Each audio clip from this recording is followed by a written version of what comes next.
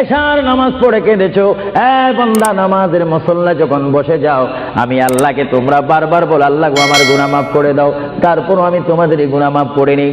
তারপরও তোমরা নিশি রাত্রে মানুষ যখন ঘুমে যায়, তোমার বিবি যখন ঘুম যায়, তোমার ছেলে যখন ঘুম যায়, তুমি নিশি রাত্রে ঠান্ডা পানি দিয়ে ওযু বানিয়ে নামাজের মুসল্লায় বসে তুমি আবার যখন ডাক দাও, রব্বুল আলামিন, পৃথিবীর কোনো মানুষ আমার গুনাহ সম্পর্কে জানে না, তুমি আমার গুনাহ সম্পর্কে জানো। আমি এমন গুনাহ করেছি আমার বিবি জানে না, বিবি গুনাহ করেছে আমি জানি না। আল্লাহ তুমি সব কিচ্ছু জানো, হে আমার প্রভু তুমি আমাকে মাফ করে দাও।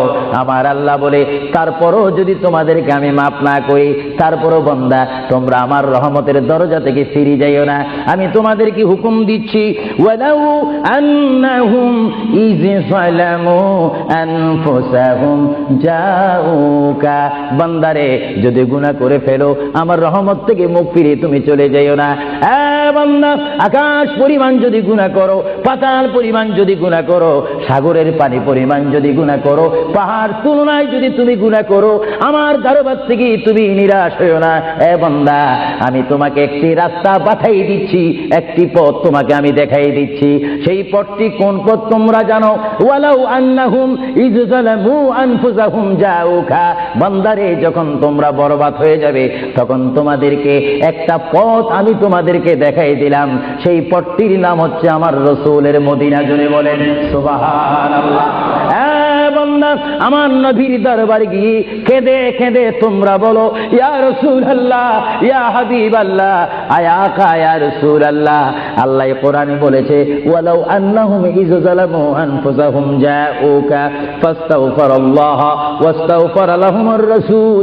আল্লাহ বলেছে, হে বান্দা, তোমরা ডানে না গিয়ে, বামে না গিয়ে, পিছে না গিয়ে তোমরা সরাসরি আমার নবীর কদমে চলে যাও। আমার নবীর কদমে গিয়ে আমি আল্লাহর দরবারে তোমরা তওবা করো।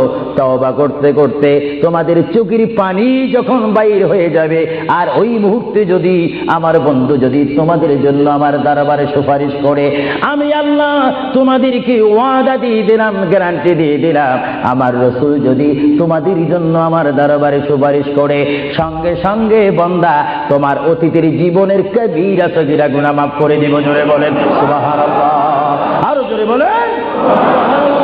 আমার আপনার গুনাহ মাফ করার জন্য রাসূলুল্লাহর দরবারে যাওয়ার দরকার আছে কিনা? চিৎকার জীবন আছে কিনা?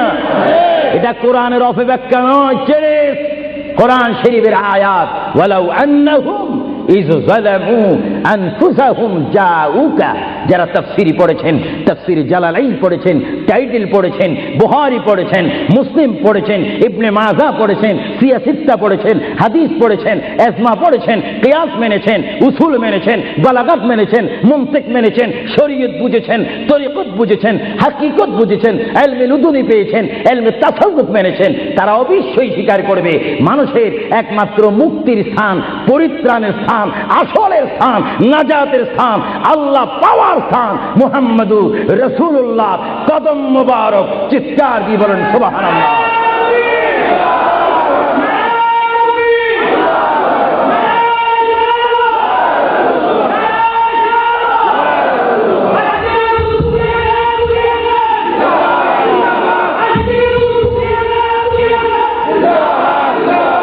আপনারা সেই রাসূল চান কি চান না?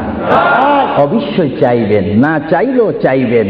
কেন চান নেই? অবশ্যই আফসোস করবেন।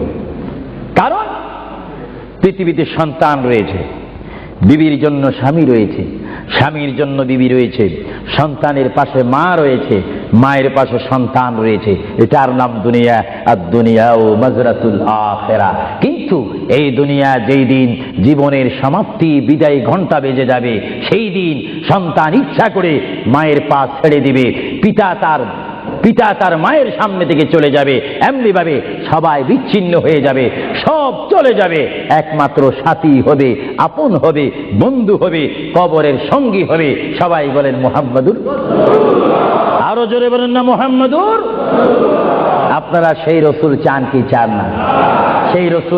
সেই রাসূলের চরিত্রের মধ্যে উম্মতের রক্ষা পাওয়ার গ্যারান্টি আছে কিনা? এটা দরুদ শরীফ পড়েন, আল্লাহুম্মা